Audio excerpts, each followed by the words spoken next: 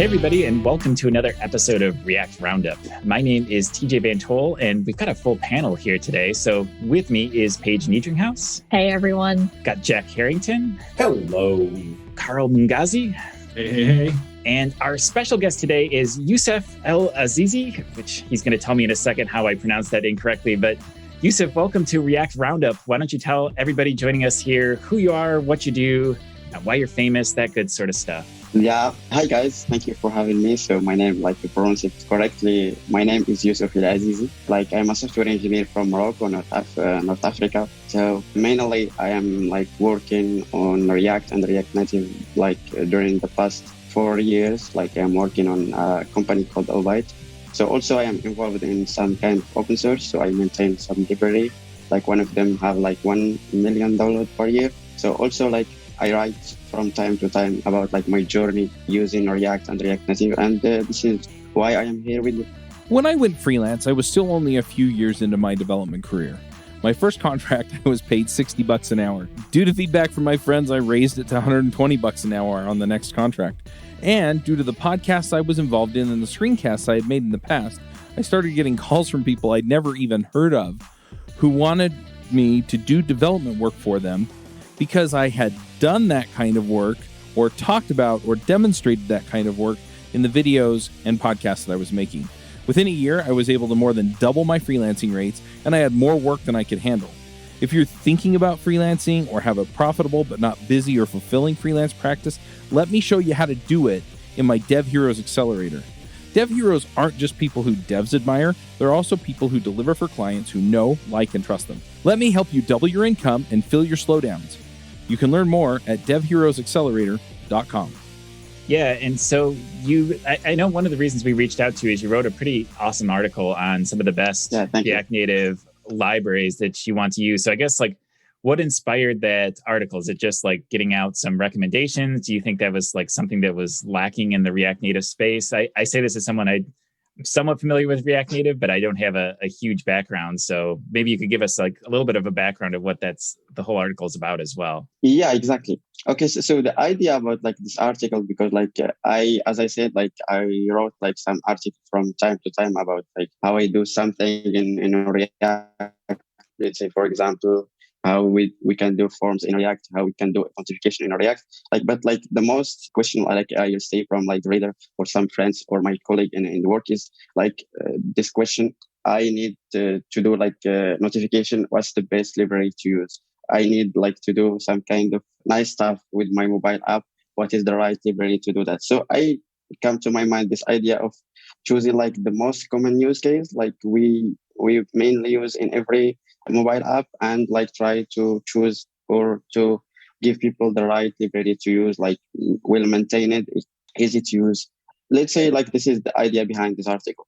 Okay. Youssouf, how did you decide which libraries were going to make the cut, I guess? Because there's, I'm sure, a ton of them. I'm more familiar with React development and not React Native, but I know, just from that experience, there's more libraries than I can count for all different sorts of things. So how did you figure out what is worth recommending versus maybe what is worth passing on? Yeah, exactly. This is a hard question to ask to answer, but the idea is I have some kind of because of my work at Obyte, we work on multiple projects, and my main work is just reviewing code and giving more advice to junior developers. So let's say I have this kind of overview about the whole system, how it's work, and I have some kind of experience, let's say 3 years of experience, and all the library I used on this article, I already used them. I also give some kind of comparison in every aspect of the article. So mainly from my experience, and also, as I said, I'm involved in open source. I am following lots of people on Twitter. Also, I have some kind of new libraries. And in the article, you will find also some library that's come in the last month, and we have a great performance test in it. So this is the idea. I can't see 100% this is the best library on the ecosystem, but from my experience, let's say it's the best. Awesome. So I was going to get started with React Native, and you had to pick a couple libraries just to get me started on, say, like a Forms app that's going to connect to like a GraphQL server. How would you set that up? Yeah, exactly. So maybe like if you want like to choose the right React Native library or third party, like my idea, like maybe you are like me. This is the most case here in React Native ecosystem. Like most people like come from a web background, like from React, so they are like jumping to the mobile due like to their experience with React. So I will say like in every application you will need to use like some kind of app icon for your application, like a splash screen for your app icon. Like as you said, like you will have like authentication, so you need some kind of form utility or form library. So I will choose like, for example, for app icon, there is kind of like React Native plugin that you can use called React Native Make, and it will help you like create all different assets for your app icon. Also for the splash screen, you can use like this library called React Native Boot Splash. It's very easy. Like they provide a CLI like to create all kind of assets for your splash screen. As you know, like you need some kind of native stuff. And for forms, I would recommend like using a React hook form. If you are like a React developer, you will be familiar with this library. It should work the same, like with some difference, of course. But this is like the right one. And for fetching API, I would recommend for sure like using React Apollo maybe, and or React Query, depend on your situation and your need. And as you said, like if your backend is GraphQL, I would recommend for sure React Apollo client. So as a beginner then, in your estimation, how long should I expect before I get to a stage where I'm productive in React Native, right? So I can maybe hack around with some tutorials. But from your experience, how long would it take me to make that kind of move from actually hacking away and becoming a productive React Native developer? Yeah, I would say, like, for example, let's say from our experience with my company, like most of our mobile team members coming from a web background, as I said. So if you are familiar with React, let's say you can like build products with React. I would say like 1 week with like, let's say we can give you some kind of course or something like this just to start with. I would say like most of our developer coming from web, like they can build screens and all this stuff, but mainly I would recommend that you will have some kind of help with native stuff, like because people coming from like the web platform, I would say like the web platform is the developer experience is the best, but like when you come to the mobile, you will have a lot of issues. You will have a lot of like errors coming from everywhere. Like you need to deal with Xcode, you need to deal with Android Studio. I wouldn't say like that React Native is not stable, but like the mobile platform itself, the ecosystem is not as easy as the web platform. So I would say like the learning curve, you will find yourself very quickly creating screen and to see that you are going to create button screens and all this stuff. But for some kind of, if you are developing something native, really native, like playing with performance and all this stuff, you will need some help with some native guys for sure. Yeah, no, this is interesting because I used to be a member of the NativeScript team, and NativeScript's different, but it's a similar approach. And what we found is the teams that were the most productive and successful were ones where they were mostly like web-based developers, but that you have at least like one native like specialist, because like you're inevitably going to run into some like native specific junk. And it helps to have an iOS or Android or both person around that can help get you unstuck or performance issues. So I can see like this is the dream team for React Native developers. Like you will have like, let's say 4 people just understanding how React work like on the web, and you need some kind of a native guy understanding like deeply iOS and Android. Well, then, so that my question is, which person are you on the dream team? Are you do you come from a React background? Do you come from a native background? Yeah, I am coming also from React background, but like I read a lot about like how like Android work, how like the iOS. I'm trying to find the gap in my native knowledge, so I'm learning one by one. Yeah. And then because you said you build, like your company builds a lot of different apps. Do you have do you hire dedicated iOS and Android specialists as well? Not exactly. So we have like one guy, like it's very good at iOS native, like have experience. But like for Android, like we have, let's say Android, for me at least, I have more confidence of my experience with native development in Android. So I will help some challenge on Android, and the other guy will help like with any challenge regarding iOS. Gotcha. Yeah, that makes a lot of sense. Yeah, exactly. Like you said, that's the dream team. But like, I think another thing we found is that finding, I mean, one of the reasons React Native is appealing is because it's a lot easier to find React developers than it is to find really experienced iOS and Android developers. So yeah, exactly. It's going to be hard people to find. Yeah. Like in our company, like our process of like to jump or to join our mobile team, most of the time, like we try to give like a course for our like an excellent React developer, and after 1 week he can like join like the team and be productive. So do you find that you do more React Native development, or is it kind of an even balance between clients that need full-blown websites versus native apps? Yeah, I think it's depend on the project. Maybe like if the product owner like wants some kind of mobile app, so we'll jump directly to the mobile app. But for the most of the case, like we will start with the web platform, then we will jump like to the mobile one, like manually. Do you share code in like those sorts of situations? Like because it sounds like you do have some apps that run in both contexts. Do you share code? And if so, I'm very curious, like the specifics of how you do that. Like to be honest, like we didn't have like the chance to share code, like because sharing code with the web and the native, it's very hard to maintain. Like to be honest, like the promise is here, like run, like write one and run everywhere, but like in the real world, it's not that easy, to be honest. Yeah, I think that's what we found from our experience with NativeScript as well. Like you could make it work for some stuff, like maybe like your backend handling code and stuff like that. But then at the same time, like it becomes a lot of hassle to figure out a way to keep that stuff in sync and work it into your deployment process and your CI and all of that. Let's say we have a chance like to share only the API parts, like because we are using in the same project for the web and the mobile, we are using a React query to fetch the data.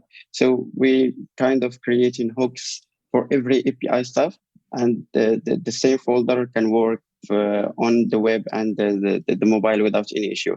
But like sharing components or sharing utilities, it's very hard to maintain. Okay, eliciting a lot of groans. I mean, aren't there component libraries out there that are supposedly both React Native and also web? I'm not sure. I didn't like have the chance to search for some of them, but like as I said, like we didn't use it too much, and I think even like if we have like some kind of library, it would be very very hard to maintain. Like because like the platform, the web platform and the mobile one, even like they are like you can do the same, but like it's very hard to do it in a real production application. Yeah, I think we already do our best, but like it didn't work. I think like one challenge is if you do build a library like that, and I'm pretty sure they do exist, you end up having to make compromises to make the thing work across both platforms. And normally, if you're gonna go through the hassle of building a native app, like you don't necessarily want it to be a compromised app. Like you want it to be super polished. So I'm always skeptical of those platforms. Like it's one thing to share like business layer code, but like if you're trying to get to the point of sharing component code, it's tough because I mean iOS and Android and the web just work differently. So it's very challenging to get that to work successfully. At least I haven't seen anything that I trust to use. Yeah, exactly. Yeah. I'm looking at your company's website and the work you've done, and it's quite cool actually. You've got an online tech school, you've got a company that does cargo shipping, you've got a company that does pet parents. So like really kind of diverse mix of companies. So in terms of your workflow, I'm guessing for you to be able to kind of produce these applications, you've got like a boilerplate kind of code, and then you've got like things that you have in place to speed up the process and allow you to kind of ship all these different applications with different kind of domain problems and different workflows. Yeah, exactly. So, like from my article, if you read it to the last, like I recommended some library for every use case, but like in the end, like we have this kind of, we call it, you can create it your own, like React Native templates. Like when we grab all this library, like let's say the most used one, and we try like to use a template, and when we need like to create a new project from like a new startup, like we just run it from the command line npx React Native in it, like, and we set the templates or by templates, and you will have all the library we use commonly, and that's the idea. No, it's a good idea, to be honest, and it's a good for because like as I said, like we are not all senior developers, so maybe a junior, like when we have all kind of library already installed, so for every kind of let's say for example we are using form, like every application now like has form, so pre-installed we will have like React hook form, and it's easy for me at also like as a maintainer or as a reviewer, like to review some kind of stuff that already I know. So for me, like to review a authentication screen, I know that our developer will use React hook form, so it's a good idea to do. I would recommend like every like team in any startup, like if they work with multiple products, they can create a template, and they start new projects using this template. So Youssouf, how did you get started doing React Native development? Was it something where you maybe started with React and then kind of transitioned into it, or did you want to just start building native applications from the get-go? Yeah, like let's say my background, as I said, like as like most of React Native developers, is web. So I start with React. I get like confident with React building web application. So, and they jump to React Native. So I think this is ideal workflow, like, or path to master React Native. Was it a need that you wanted, like you had a client where you needed to build a React Native app for them, or was it more of you were interested in seeing what these different flavors of React were and just kind of testing out the different options that were available to you? Yeah, let's say I can answer both of them, like, because I used like to work on some side projects like behind my work. So mainly I work on a side project just to test how it works. React Native, like it's promising, like with the same experience you can build mobile app. So I test it, and then like after we have some kind of clients that need mobile app, we choose to use React Native, and this is how like I am here. Like let's say I am 3 years now, like I guess experience of 3 years in React Native. So you kind of started learning it on the side, and then once you had clients who needed something in that space, you were able to say, "Hey, I've been doing this. Yeah, exactly. I think I can help get it set up and get it started." Yeah, and I think I would recommend everyone trying to learn React Native to learn React first, like because as I said, like native development or mobile platform come with a lot of issues. So it's a good idea, like to learn the fundamental from the web as the developer experience is good, and then jump to the mobile platform and like new challenges. So I'm very curious, just because I used to be a part of this sort of world and I've been out of it for a while. I'm curious how does React Native stack up against some of the more like the other options that now exist for cross-platform native? Like Flutter is the first one to come to mind. I know there's some other options there as well. Have you experimented with them? Do you have any thoughts, opinions on some of the other options out there? Yeah, like to be honest, I didn't experience with Flutter. Like it's very promising from what I say from YouTube channel and all this stuff. Performance, let's say, it's good than React Native for sure. Like there's like because of how Flutter work behind the scene is not like some kind of bridging, but like some kind of Canva, and everything is painted 100%, like compared to React Native, like who will like do the bridge and convert it to native side, and you need Java and Objective-C. So let's say I think it's a good idea to have like lots of solution. I would say like 3 years ago, React Native is alone, maybe native script and all this stuff, but like we need more pressure to React Native developer to produce more stuff, and Flutter did like a great job back then. now like we are seeing React Native trying to re-architect how React Native work behind the scene and trying to remove the bridge with the new architecture. Maybe you could, I'm guessing a lot of our listeners don't know what the bridge even is. So it might be worth just quickly explaining like a rough, like high level how React Native works.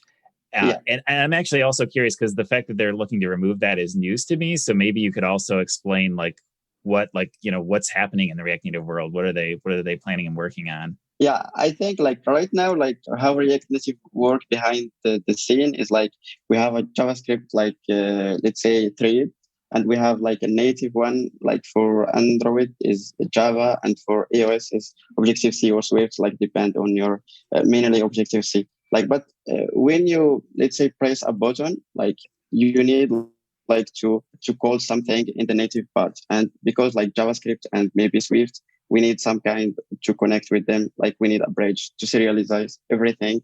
Let's say to serialize like the button, X, Y, and all this stuff. And this is why we need a bridge. So you need to convert everything to JSON.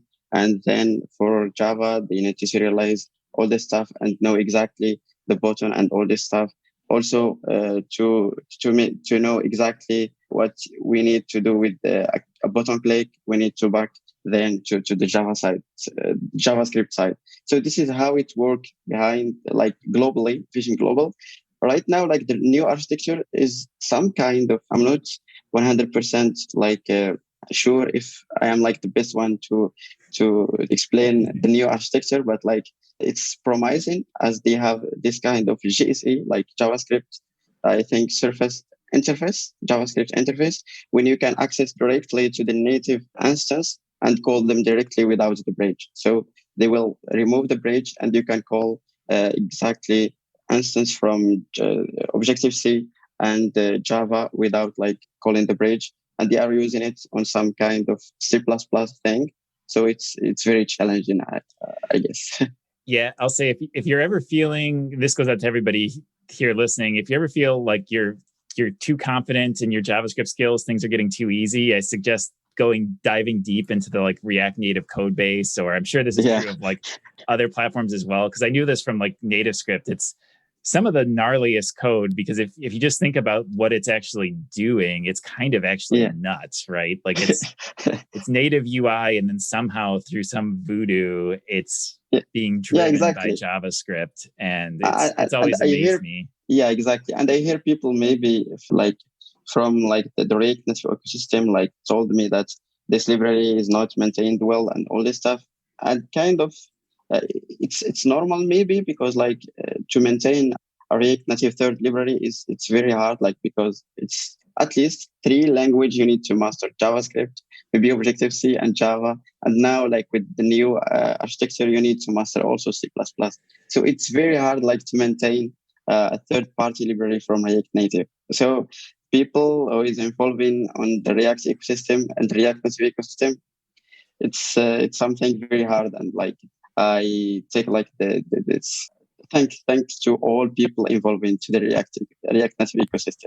Yeah, to bring this full circle a little bit, I think that's why we need lists like what you built. But I think because it's so challenging to maintain these things, like, it's good to have like a curated list of which ones are well maintained and run really well. Yeah, exactly. So I'm noticing as I'm looking at your blog that there are a whole lot of different packages, but have you, in your React Native development, have you stumbled across any libraries that provide kind of a more holistic solution for many of these things? Because I'm familiar with some of the bigger libraries for React, like Material UI or Ant Design or even Bootstrap, where a lot of these things are built in as options depending on what your needs are. Have you found that there are any kind of more full service libraries in your development? So if I understand your question, like maybe most of the library you talked about, like on the React ecosystem, is related to the UI part. But here, like we have from my article, I said like multiple parts, like how to deal with form, how to deal with like exceptions, how to deal with the loading stuff, how to deal with fetching API. And for the part when you talk about like the UI part, I suggest using Restyle. Like let's say it's not a predefined UI library, but like it's an utility that you give, you need to give your design system set of colors and the spaces and all this stuff, and will help you to build your design system. And for the most of the case in our products and we worked on, we need to build our own UI part, and we think Restyle is the best choice for us, I think. Totally fair. Looking at that library, in fact, it looks like it's been built by a company, Shopify. Yeah, exactly, Shopify. Yeah, and I'm guessing they're probably drawn. Yeah, I think Restyle is a library developed by Shopify. What I love about it, it's fully typed, it enforces you to use exactly what's already declared in your design system.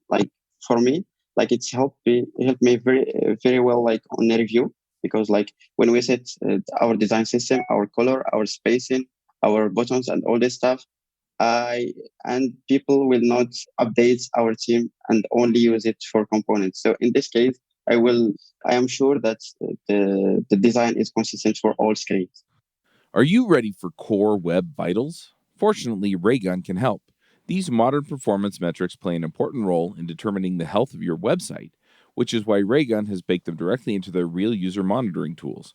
Now you can see your core web vital scores are trending across your entire website in real time and drill into individual pages to focus your efforts on the biggest performance gains. Unlike traditional tools, Raygun surfaces real user data, not synthetic, giving you greater insights and control. Filter your score by time frame, browser, device, geolocation, whatever matters to you most. And what makes Raygun truly unique is the level of detail they provide so you can take action. Quickly identify and resolve front-end performance issues with full waterfall breakdowns, user session data, instance-level diagnostics of every page request, and a whole lot more. Visit Raygun.com today and take control of your core web vitals. Plans start from as little as $8 per month. That's Raygun.com for your free 14-day trial. Okay, so I don't know about y'all, but when it comes to C++, I'm a little rusty. So, speak for yourself. I was just writing some this morning, so. Oh, okay, great. I mean, the last time I tried this was to teach some college students how to do that, and it was a little rusty. So, the idea of doing some C++ in there is freaking me out a little bit. So, Youssouf, how often do you end up actually getting into that kind of stuff as opposed to just hanging at the React native and React layer? Okay, so let's say for 99%, you will not update any kind of native library or something like this.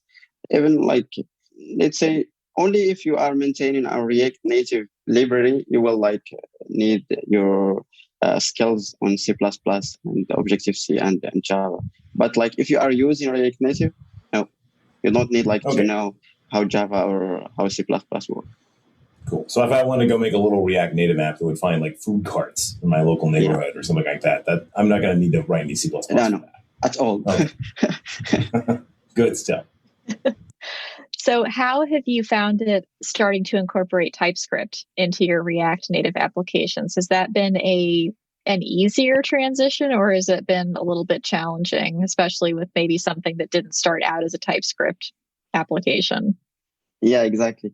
So right now, I guess you can start a new React Native project with JavaScript or TypeScript. So the community is supporting or is pushing React TypeScript forward, I guess. And most of them promoting TypeScript as a best practice, to start a new project. So mainly in the last last 2 years, we see every React or React Native project starting their project using TypeScript. I would say it's a little bit challenging to start with, but you will see the benefit of it after using it in 2 months or 3 months, especially if you are a big team. And I think it's worth learning it and starting your project with TypeScript.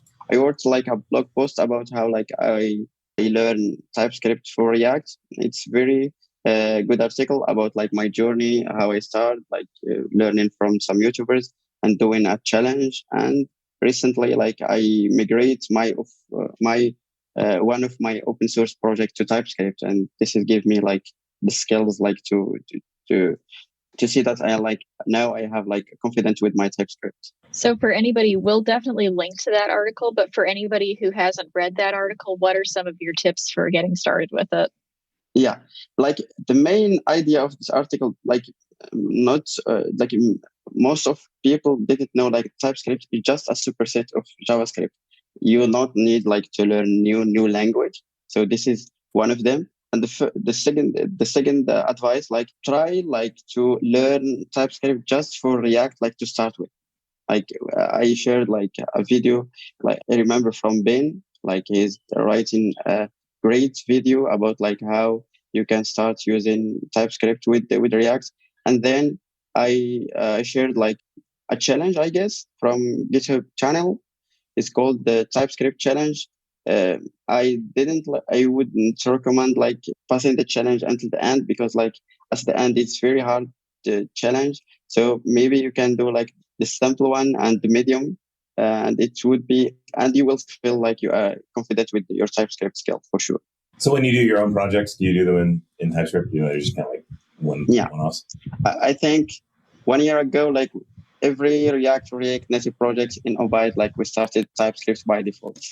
And how did you find your colleagues adapted to go into a TypeScript first environment as opposed to having been JavaScript only for yeah, exactly.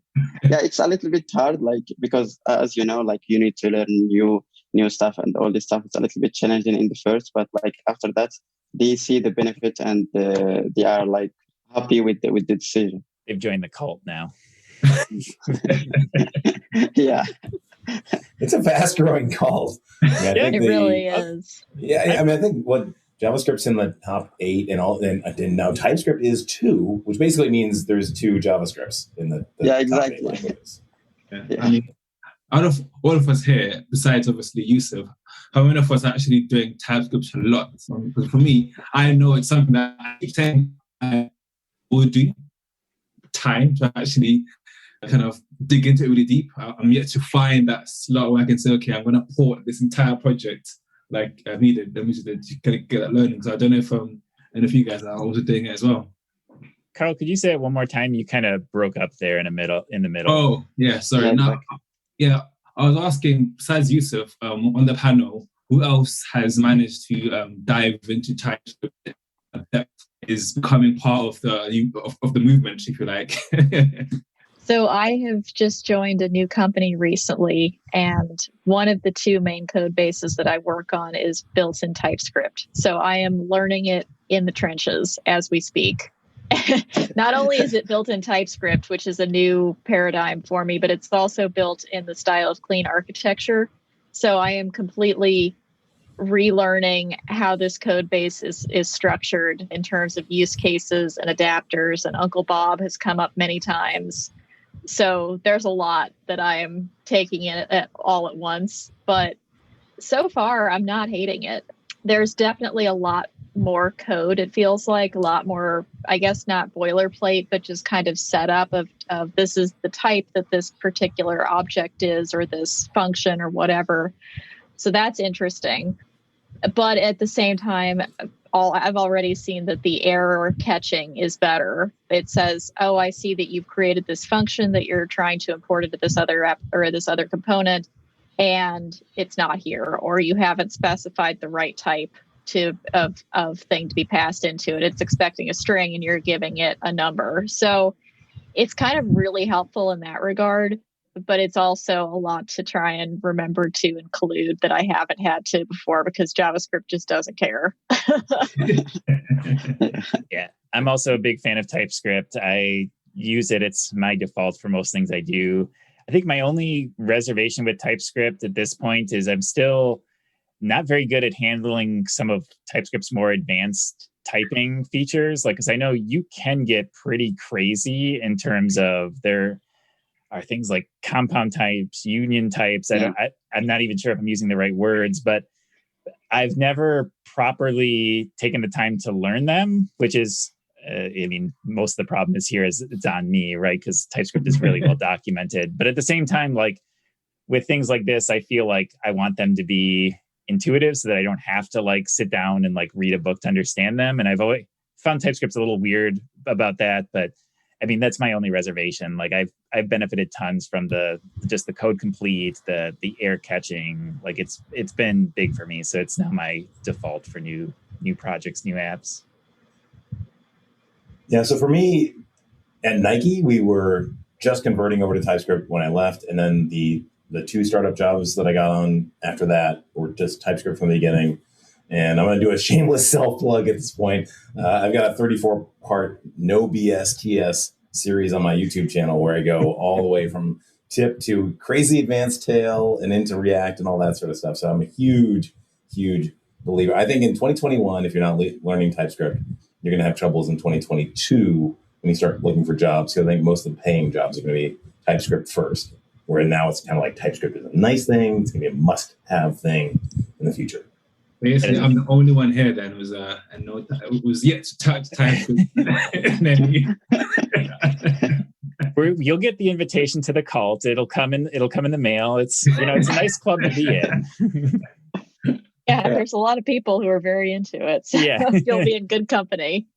So actually, I say that. So at work, we have a backend service which was written in Node and TypeScript. So I've had exposure to TypeScript, but not voluntary exposure. I think that's the bridge I need to go over. Me voluntarily going over and embracing all the pain and the goodness that you get from TypeScript. It's mostly goodness. At the end, I'm telling you, there it is. Yeah. It's good. Water's really warm. Jump on in.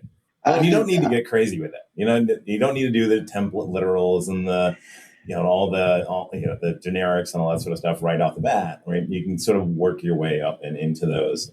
But seeing generics applied to like React components is almost borderline magical. And so if you're going to write component libraries or things like that, you really need to dig in. And then when it comes to hinting and developer experience, it's just like, wow, this is really nice. Yeah, exactly. And I think, as TJ mentioned, like in the generic part, especially, like it's very hard, like to understand 100% what's going on behind the scene with generic in TypeScript. Like I tried, like what I mentioned a few minutes ago, like a TypeScript challenge, when you need, like, they give you some kind of use case for a React Native, for a TypeScript challenge. And for medium and hard challenge, yeah, I swear, like I see the results and the answer, but like I can't understand how they do it. But those are like brain teaser puzzles. I mean, they're meant to be insane. If you look at that as your starting point of TypeScript, you're making no, never. But if you look at it more practically as like, hey, how can I make my React app better? How can I, when I'm typing in, this component or that component, see, okay, these are the properties. That's the kind of thing that TypeScript can give you, even just as a consumer, right? That makes it really easy to code.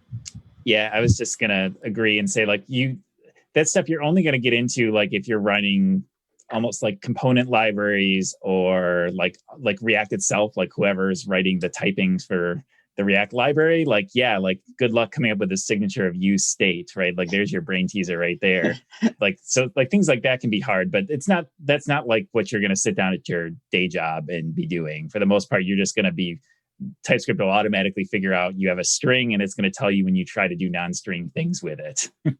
Yeah, exactly. Well, Youssouf, this has been a lot of fun. Are there any topics that we have missed? And I'll put this out to the panel as well. Anything else with React Native? Any like magical tips that you need to get out here while you're on the show that we haven't covered so far? Like to be honest, I would recommend like everyone, like, or every team, like, to create like a React Native template, because it's very beneficial. Like we tried here in Obite, and it's worked very, very well.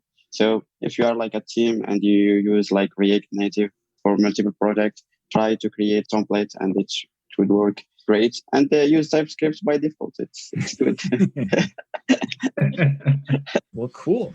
Well, if we have nothing else, I think we can transition into our picks for this week. Hey, folks, if you love this podcast and would like to support the show, or if you wish you could listen without the sponsorship messages, then you're in luck.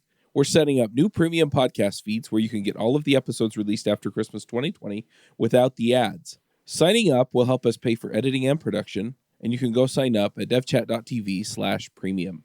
Paige, do you want to kick us off? Sure, I would be happy to. So my pick for this week is going to be something that I recently bought off of Amazon, and it is a stainless steel tea brewing basket. So since I've been working from home for about the past year and a half, my husband and I have gotten very into having tea together at 3 every day. It's just kind of like a little break in the afternoon where because he works from home as well, so we get to just hang out in the kitchen for a minute and see how each other's days are going. And we've recently upgraded from tea bags to loose leaf. And so that's been an experience where the tea is much tastier, but it also requires a little bit more work and setup. So these little baskets that we bought off of Amazon, they're stainless steel. They can be used for coffee. Haven't tried them that way, but they're also great for tea because they've got very fine mesh. So the tea doesn't get out and get into your actual tea. And they go through the dishwasher just fine. They're easy to clean out.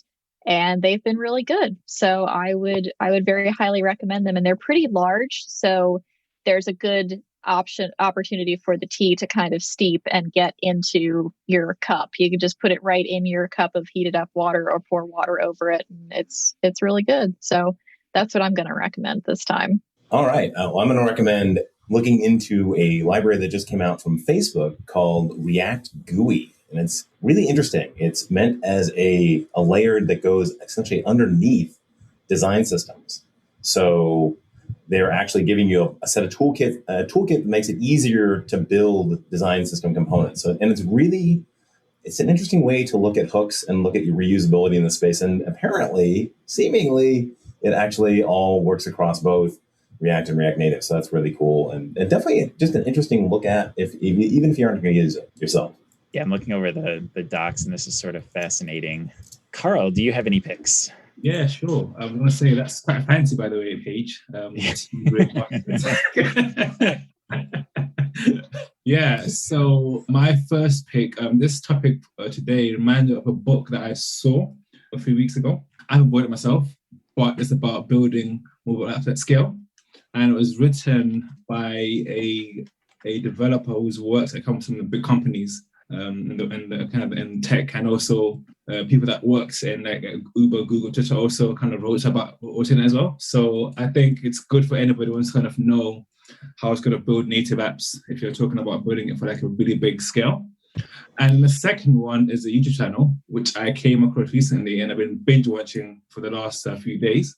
And it's by the YouTube channel is basically this guy from Ghana in Africa is basically traveling the continent and looking at how young Africans are building businesses in like tech and agriculture. And I think it's really, really cool because it kind of gives you a window into the continent, which maybe you might not see in the media. So yeah, I mean, like there's one story where this guy in Sudan, he built a Uber for Sudan because basically Uber don't go there as well as other kind of services. So he actually said, you know what, I'll do my own thing. So he started his own kind of Uber service locally and it's doing well. And I just found that quite inspirational. So yeah, definitely check it out if you want to kind of see what's happening on the continent in Africa and get a kind of view into the tech system there in terms of like agriculture. Like it's a really, really cool channel to watch. Yeah, that sounds awesome. This sounds very interesting.